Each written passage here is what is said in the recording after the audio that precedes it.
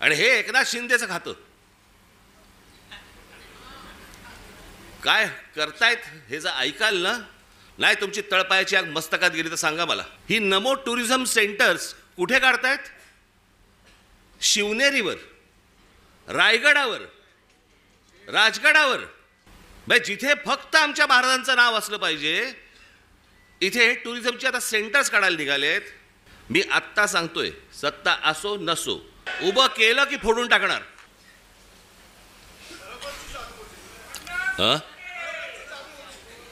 काय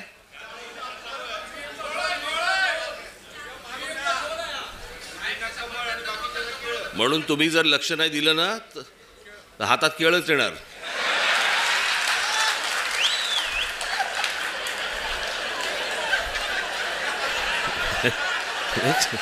एक सांगितलं तुम्हाला.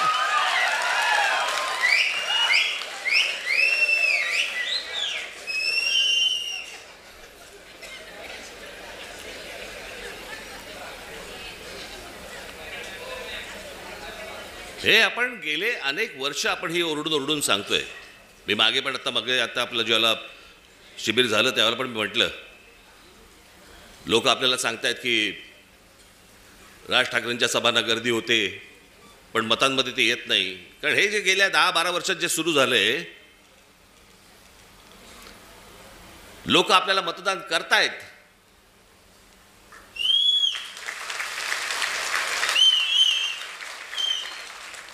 पण या सगळ्या भानगडीमधनं आपल्याला दरवेळेला पराभव पत्करावा लागतो. अनेकांना वाटेल की बाबा मी काहीतरी कारण देतोय. कारण काय द्यायची? अख्खा देश बोंबलतोय. आणि या सगळ्या प्रक्रियेमधनं मग सत्तेमध्ये यायचं आणि मग हवी तशी सत्ता राबवायची. बरं, आपण काय सांगतो आहोत त्यांना? आपण त्यांना सांगतो आहोत मतदार याद्या स्वच्छ करा. 5 वर्ष निवडणुका झालेल्या नाही आहेत या महाराष्ट्रामध्ये स्थानिक स्वराज्य संस्थांच्या. मतदार याद्या स्वच्छ करा. अजून 1 वर्ष लागलं तरी चालेल. 1 वर्षाने निवडणुका घ्या, काय फरक पडतो? आणि उद्या मतदार याद्या ज्यावेळेला स्वच्छ होतील त्यावेळेला ज्याचा विजय होईल, ज्याचा पराभव होईल, आम्हाला मान्य आहे. उद्या आज जर जे सत्तेवरती आहेत त्यांचा जर समजा विजय झाला, मतदार याद्या पूर्ण पारदर्शक झाल्यानंतर, आम्हाला मान्य आहे. पण ह्या सगळ्या गोष्टी सगळ्या लपवायच्या आणि लपवून लपवून लपवून लपवून त्याच्यातनं निवडणुका घ्यायच्या. मॅच तर फिक्स आहे. भाई, ज्या वेळेला मॅच फिक्सिंग आपल्या क्रिकेटमध्ये ज्या वेळेला झालं त्यावेळेला अझरुद्दीन पासून सगळ्या लोकांना त्यावेळेला काढून टाकलं होतं. जडेजापासून काढलं होतं ना. इथे कोणालाच काढत नाहीत.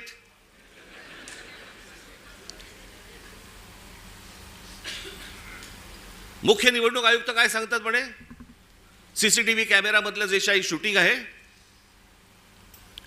ते म्हणे प्रायव्हेट आहे. प्रायव्हेट काय काय काय त्यांनी शब्द वापरला? हा, त्याची प्रायव्हसी. प्रायव्हसी कसली आली? एखादा माणूस मतदान कुठे करतोय, मत कुठे देतोय, ही प्रायव्हसी असू शकते. मतदार कसा प्रायव्हसी त्याची असेल जपायची? आम्हाला माहिती आहे की मतदार कोण आहे ते. जे पटत नाहीत, जे पचत नाहीत असे कोणते तरी उत्तर द्यायची आणि त्या सगळ्या भानगडीमध्ये या सगळ्या निवडणुका घ्यायच्या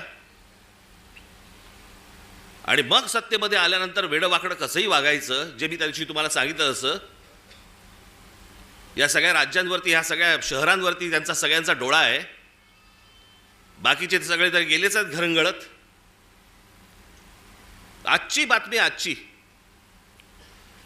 किती आपण आपला सगळा स्वाभिमान किती घाण टाकायचा, याला काही मर्यादा? ते कुठे आणले पेपर आहेत ते?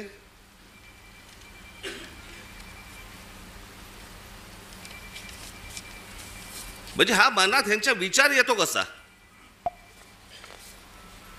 ही आजची टाइम्स ऑफ इंडियाची बातमी आहे, इंडियन एक्सप्रेसची बातमी आहे आणि मला असं वाटतं ती कुठचा दुसरा वर्तमानपत्र,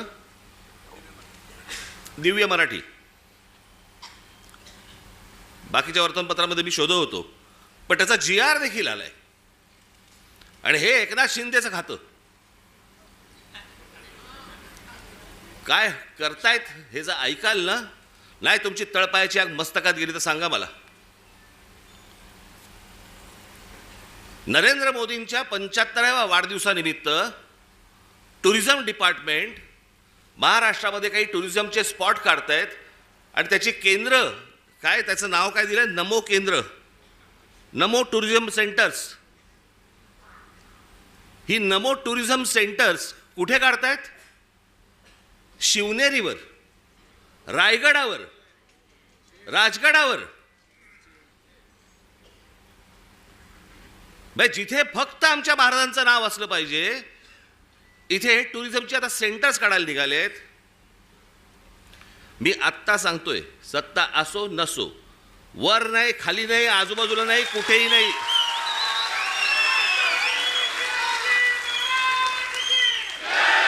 उभं केलं की फोडून टाकणार.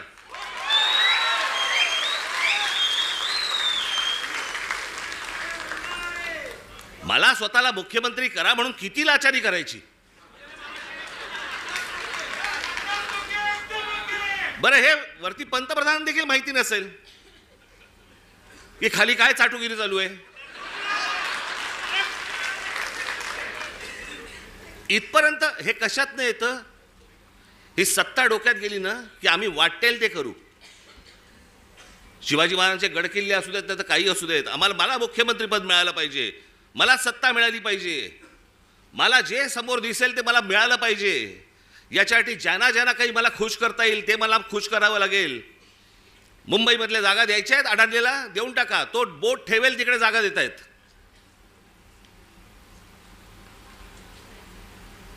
हे सगळं येतं सत्तेतून, सत्ता येते याच्यातून. म्हणून तुम्हाला बारीक लक्ष ठेवायला लागणार आहे. आणि याच्यासाठी म्हणून तो आपला उद्याचा 1 तारखेचा आपण मोर्चा काढतो आहोत. दणदणीत मोर्चा झाला पाहिजे. दिल्लीपर्यंत कळलं पाहिजे महाराष्ट्रामध्ये काय आग पेटली आहे ती.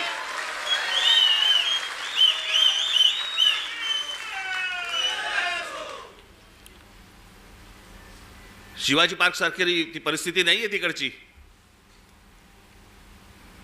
त्याच्यामुळे तिकडे बसेस किती तिकडे जाऊ शकतात वगैरे मला माहिती नाही आहे.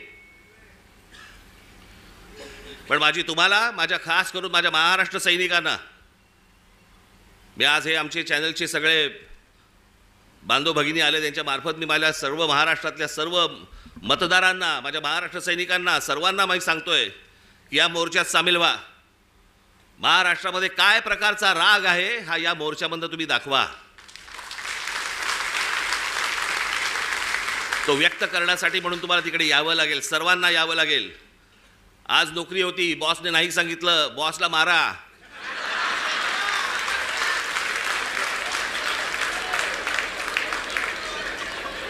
शनिवार पुरता 1 मत त्याच्या गालावर द्या.